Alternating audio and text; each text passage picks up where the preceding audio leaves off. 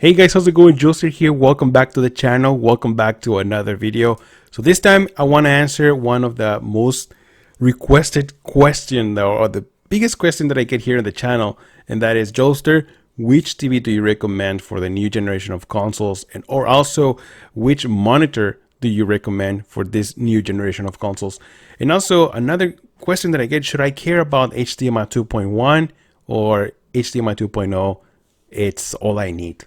So if you're interested in getting some answers for that, welcome to the channel. I'm Joester, and let's do this.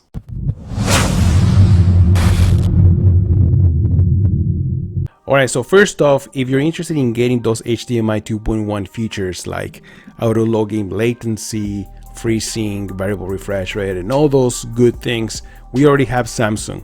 Samsung has been adding those features to HDMI 2.0 since back in 2018. So auto low game latency helps you to switch automatically to game mode once the TV detects the consoles, either console, your Xbox or PlayStation 5 or PlayStation 4. It'll detect the console and it'll switch. So that's a pretty good feature. Also, FreeSync or variable refresh rate, well, the Xbox One X has that feature, and it works with any Samsung TV, actually any QLED TV from 2018. And also, it has to be 55-inch version and above so you can get that feature. And it works really good with certain games to reduce screen tearing. And also, you can change the resolution. So let's say that you don't want to use 4K 60, you want to use 1440p with 120 Hz of refresh rate. You can also do that with Samsung TVs. Now, also, I know some of the TCL, the new TCL R625 has the auto low game latency. So those features work really well. But HDMI 2.1, there's more to it. So there's also better bandwidth. There's more bandwidth, 48 gigabits per second instead of 18. So obviously there's more information going through. With HDMI 2.1, we're also going to get dynamic HDR, which allows HDR metadata to work to adjust frame by frame. So that's going to be a much better just looking HDR when we get that. Also, if you care about audio, well, then we're going to have EARC. So EARC works better for if you're an audiophile, if you prefer like high resolution audio, then that HDMI 2.1 is going to be much better for you. So in the end, I do believe that HDMI 2.1 is going to be great. There are some TVs that you can already buy. In this case, I have the LG C9 right over here, right behind me. That TV fully supports HDMI 2.1. It has all those features.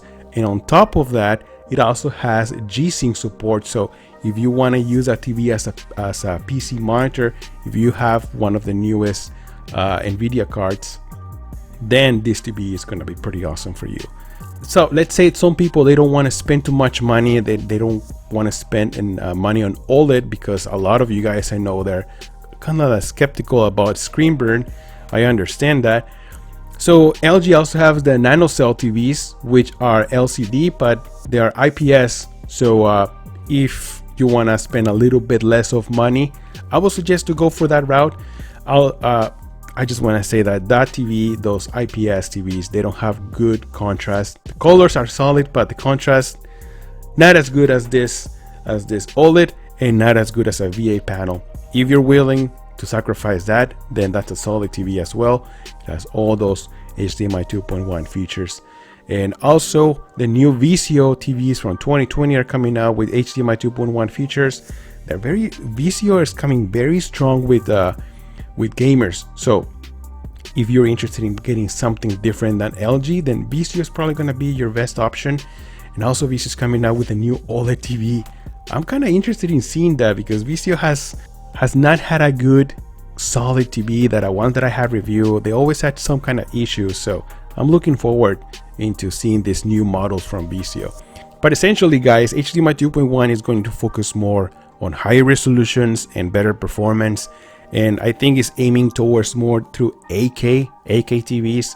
As of this moment, I'm not interested in AK TVs. I think 4K, they're just doing just fine.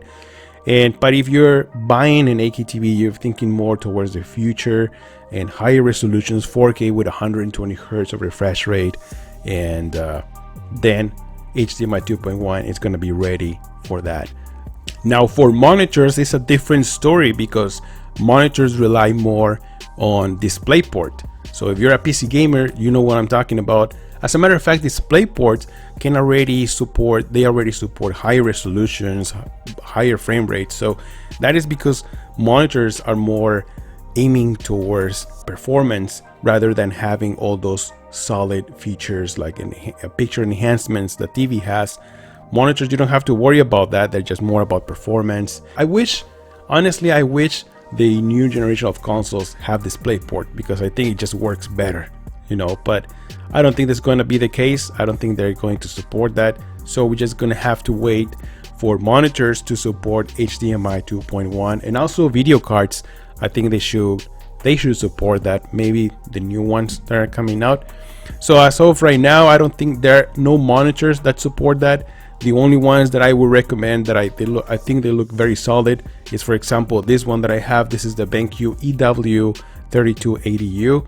This is a 4K HDR with an IPS display, FreeSync, and this is a HDR 400. So I know some of you guys are gonna say, Joelster, that is just like the entry level HDR. Is not good. It's not gonna be bright enough for true HDR.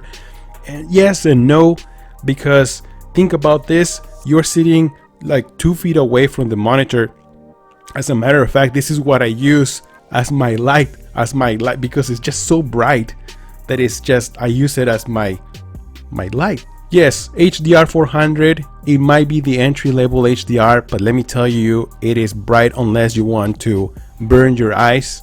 You want to be blind in a short period of time, then get one of those 1000 nits of peak brightness monitor, which I think is just a waste of money because you're going to have to pay $1,500, $1,500 for a tiny 27-inch 4K 60 monitor with 1000 nits of peak brightness that is going to burn you. If you're going to spend that much money, $1,500, won't you just buy one of these OLED TVs for that much? 55-inch version OLED. So for a monitor, I would just recommend to wait until we get the new LG C10 48-inch. That's gonna be full HDMI 2.1 feature. It's gonna have this OLED, solid contrast, beautiful colors and everything. But also, there's one thing I want to say about that. Having a 48-inch is not that small for a monitor, you know. And I know this because I have used a 43-inch Samsung 4K TV as a monitor. And let me tell you, being so close to it, it makes a huge difference, especially when you're using your mouse. I mean, when I'm editing videos in such a big screen, it's nice to see the little preview screen so big that you can see everything, right? But at the same time, when you're dragging the mouse left to right, it's a big effort that you have to make, especially when you're constantly dragging the mouse, and also when your eyes are traveling from one side to another with such a big screen so close to you. It's really tiresome. So imagine that's a 43-inch. Imagine a 48 that's almost like a 50-inch. That means that you're going to have the monitor a little further down than you regularly have a 32-inch. For me, I think the 32-inch is the sweet spot for a large monitor, because right now that's what I have right now. I'm sitting about 2 feet away from it, and it's perfect. It's perfect for me to see everything nice and close, and at the same time it's not that tiresome as a larger screen. So that is just my opinion. Let me know, guys, what do you guys think about that? I wish LG will make a 32-inch OLED that will be super solid, because to me, honestly, I think that's the sweet spot. That's the perfect spot, the size for a big screen monitor. So my voice, I'm losing my voices. So that's it for this video, guys. Thank you so much for stopping by.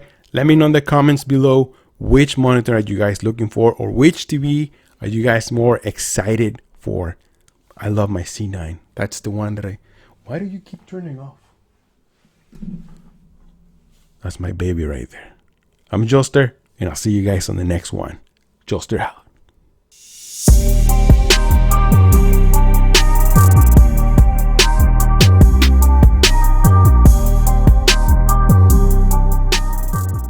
Oh, hey guys, Joester here. Thank you so much for sticking to the end of this video. By the way, did you enjoy this content? If you like this kind of content, if you like to support this channel, first off, make sure you like and subscribe. And also you can become a member. Just hit that join button. You get access to some of the emojis that I created. And also you get early access to some of my videos in the aftermath of the live stream that I do. But mostly just want to support this channel, hit that membership program. All right, I'm working on more videos right now, so make sure you stay tuned for more. I'll see you guys. Joester out.